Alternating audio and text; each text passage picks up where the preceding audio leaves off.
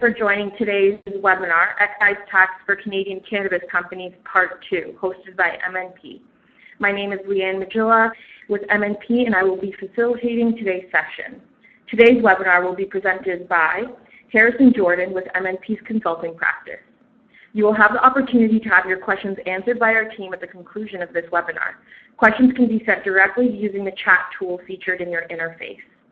The webinar will be recorded, and instructions on how to access the recording will be provided to all participants upon completion of the session. I am pleased to pass it over to Harrison to start. Hello, everyone. We'll start off with a recap of the excise tax that we went over the first time. So, let's see.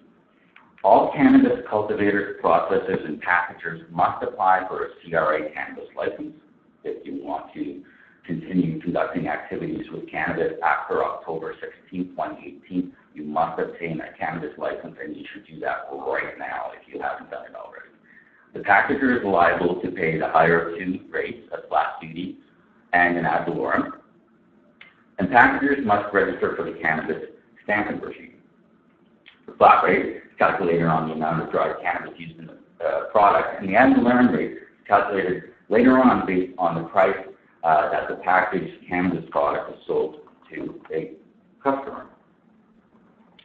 The cannabis stamping regime that you registered for enables you to obtain, purchase and obtain stamps that you will affix, the packager will affix to the package, depending on the province where the cannabis product is destined. So the CRA really divides things between cultivators and packagers. And if you're a processor, it depends if you're putting the cannabis into a consumer package as to whether you'll be deemed a packager and have to pay one of the two duties and buy and affix stamps. So today we're going to talk about how to obtain this CRA cannabis license and what's required when you apply for one.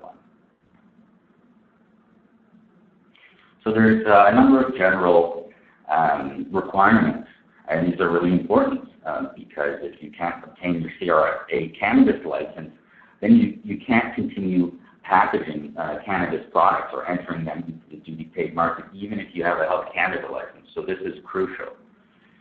You must not have been the subject of receivership, have failed to comply with any act that deals with the taxation or control of tobacco or alcohol in the past 5 years, or have acted to defraud Her Majesty, the government, in the past 5 years. As a corporation, you have to have sufficient financial resources to conduct your business in a responsible manner. And this is demonstrated via a business plan that we'll discuss later on that you will have to submit to the CRA in order to obtain your cannabis license from the CRA. What's required when you fill out the application for the cannabis license? You'll need to outline the location of the license in terms of where the operations are located, the legal name of the corporation, the federal business number, which you must obtain before you fill out the application, and you must identify partners, officers, and shareholders that hold more than 20% shares in the company. And of course, the federal business number is a 9-digit number that you can obtain from the federal government. Building a business plan. So the business plan that the CRA requires is probably not as in-depth as you might give to an investor, but there are some key requirements. You need to give an industry overview, how your company fits in the industry, what your position is in the industry, how you can leverage your value proposition in the industry. And you also have to have an operating plan that shows what exactly you're doing day in, day out, and how you intend to ramp up in the future. You must also indicate a financial plan or source of funds, and you also must have a sales and marketing plan. Now, something that's really important in this business plan is to identify how many grams of dried cannabis your company is going to be using to package cannabis products. and that will help determine the security requirement, the amount that you have to pay. And that security requirement is based off your ability to have enough security to cover you for at least 1 month. So the CRA will look to your business plan to see just how many dried grams are you estimating you will use to package cannabis products. And if you're just cultivating, then you would just indicate that too. Now, if you're a packager, if there's any possibility that you're taking cannabis oil, any sort of cannabis product, and putting it in a package for a consumer, you are liable to register for the stamping regime. And you'll have to purchase stamps in advance. Stamps cost about less than 1 cent each, so it's a very nominal fee. But this is something you have to do if you're packaging products that go into the duty-paid market after October 16, 2018. You need to both register for the stamping regime and you need to obtain stamps based on the provinces that the customer is in. We have different stamps based on each province. So that's going to be a bit of a headache. So you'll have to know in advance where your products are going. And so that's always going to be a concern. There might be some growing pains in the beginning, but you must register for the regime and you must go ahead and affix these stamps to packages that you package. Some information that's required to register for the stamping regime includes the legal name, operating name, that 9-digit business number, physical business location, invoice address if it's different, indication of which provinces you intend to obtain cannabis stamps for. If you're not sure and it looks like your products are going all across Canada, it might be prudent to check off all the boxes, but if there's a jurisdiction you're absolutely not going into, then it's probably not any use to check that box for that jurisdiction. And if you're just cultivating and there's no possibility that you're packaging, you don't have to register for the stamping regime. But otherwise, if there's a possibility you're packaging come October 17th, you should register for this regime. Some other requirements in the form for the stamping regime include an indication of, so we've already gone over that, the indication of which provinces you intend to obtain cannabis stamps from, but also a person authorized to order stamps and the authorized locations for the stamps to be shipped to. Again, that's different than the physical business location. Monthly reporting requirements. Okay, this one's a big one.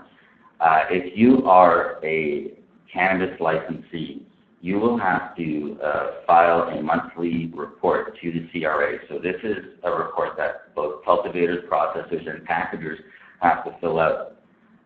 You'll have to indicate how much cannabis you obtained before packaging, how much cannabis you procured that's unpackaged. So there's special requirements for indicating how much unpackaged cannabis you have obtained, how much packaged cannabis you have processed, and there's also some excise stamp reporting requirements. If you're a packager, you'll have to indicate if you've bought new excise stamps, if there's new excise stamps with respect to different provinces, and you'll also have to calculate all the excise duty that you as a packager owe. So each individual transaction you're calculating the excise tax on that, but you're adding the number up globally to show the CRA every month how much excise duty is owed to the CRA. So let's talk about unpackaged cannabis for a second. You must indicate any additions to inventory, including total production, quantity bought, and quantity imported.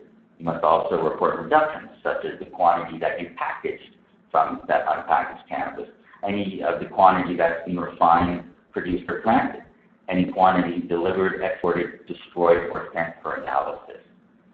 So these are two sets of numbers. You'll see that the packaged cannabis that's a reduction from the unpackaged cannabis.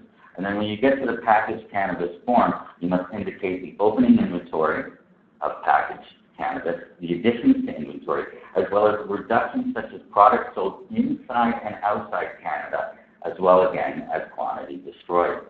Now, when it comes to the cannabis excise stamp reporting that packagers must go through, you must report a tally of the opening inventory of stamps that you had at the beginning of the month, stamps bought, stamps used for products, stamps destroyed, and the closing inventory of stamps. And this is something that will be looked at quite vigorously by the CRA. Now, there's also the calculation of the excise duty. If you make a sale, you must report the sales for each province, including the dollar amount, the number of kilograms sold, the amount of cannabis duty, as well as additional cannabis duty paid. So the amount of cannabis duty is the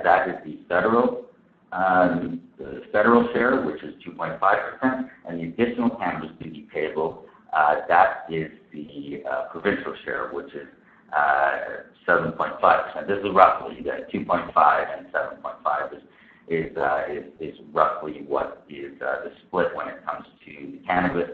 So you'll put approximately 25% of that total excise tax amount into the amount for cannabis duty, and 75% to the additional cannabis duty payable. But you have to know which provinces are getting which duty. So that's going to be something that might be challenging for packagers. So this must be calculated independently for flowering material, non-flowering material, viable seed, and vegetative cannabis plant. So these are all, not all one number. You'll have different numbers for flowering material, non-flowering material, and also oil.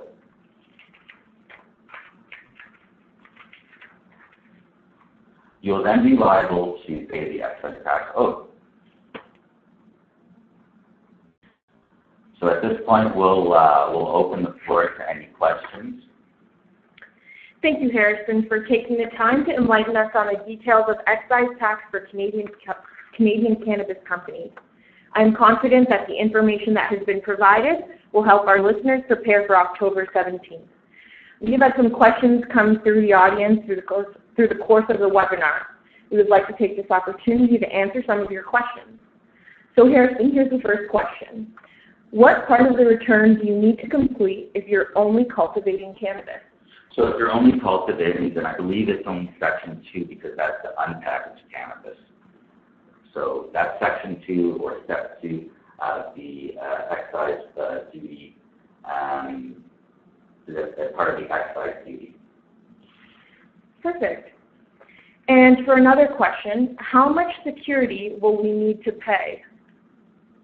So that really depends on if you're a packager or just a cultivator. If you're not packaging any cannabis, it's very likely that you'll only be liable to pay the minimum amount, which is $5,000. But if you are packaging cannabis, it could go high. It could be significant. I don't have the number offhand, but I believe the maximum is $5 million in security. Don't quote me on that. But that's something that is a significant payment. In the business plan, how many years of operations are needed to submit? If the security is based on the average excise based on 12 months, is this from October 17, 2018, or October 17, 2019, or some other 12-month cutoff? So you can start it from October 17, 2018, but what they're looking at is they just want you to be able to place. They want you to be able to have enough security to cover 1 month of cannabis products that you are packaging. So if in 1 month you're going to have more than the other, then they'll want to see that you'll have a large amount that will cover any of the upcoming months to avoid having to readjust security. But if you do ramp up production and it's unanticipated, then you will get in touch with the CRA, and you will adjust your security accordingly. In the business plan, source of funds, are they looking to determine how we are financing construction of facilities, or just interested in operations? So there's not a lot of guidance with respect to this, but I would say it's a more basic business plan. So I don't think that they would be interested in the finance and construction of the facilities. I think they're interested in operations, that you just have the source of funds. But that's a good question. It may be worth it to go ahead with that, but I would focus on the sort of meat and potatoes to show the CRA that you do have the funds available.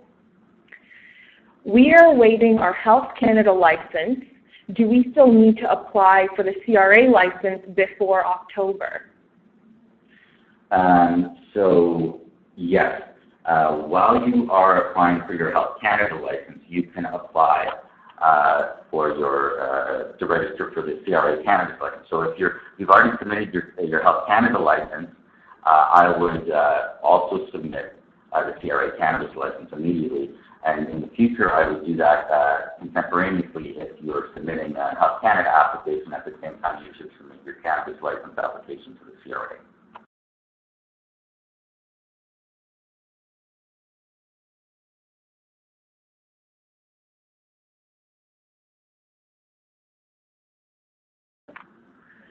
If you haven't yet obtained your license, should you register with CRA for the stamp program and excise tax? And so it depends. It depends if you've put the application through to obtain your license with Health Canada. If you have, then you can apply for the CRA Cannabis license. And when you apply for the CRA Cannabis license, you can apply for the stamp program. And just in respect for everyone's time, I'm going to ask one more question. The rest of your questions will be answered in the follow-up email. So last question, Harrison. Where do we start the process for the CRA license? Where do we obtain this application? So the application is on the Government of Canada website. You can Google CRA Cannabis Excise license, and chances are you'll get the page. And that's something that you can do. You can get the process started now. Perfect. Well, thank you again, Harrison, for presenting to all of you that took the time to join us this morning. If you missed any of the content discussed today, we will have it recorded and we'll be making it available for playback in the days ahead. You'll also be able to access part 1 of the webinar if you missed that in July. On behalf of MNP, thank you once again for joining us today, and we look forward to hearing from you. This is the end of the webinar. Have a wonderful afternoon.